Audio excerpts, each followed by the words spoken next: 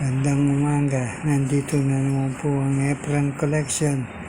Ito po pag-uusapan natin yung Coins of Thailand, 10 baht.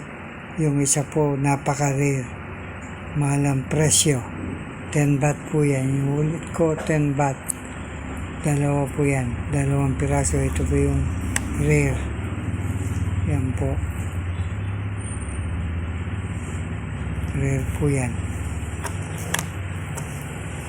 Mahal po yan, yung sinasabi ng mga kolektor na mahal, 10 baht. Ito naman po yung isa,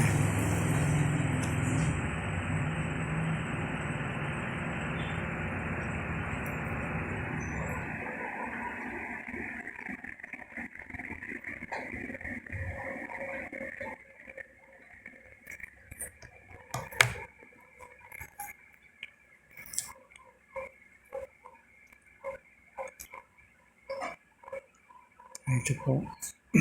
Inuulit ko, 10 baht ng Thailand. Maraming po salamat sa inyong panonood ulit. Ito po yung lingkod, Efren Collection po muli.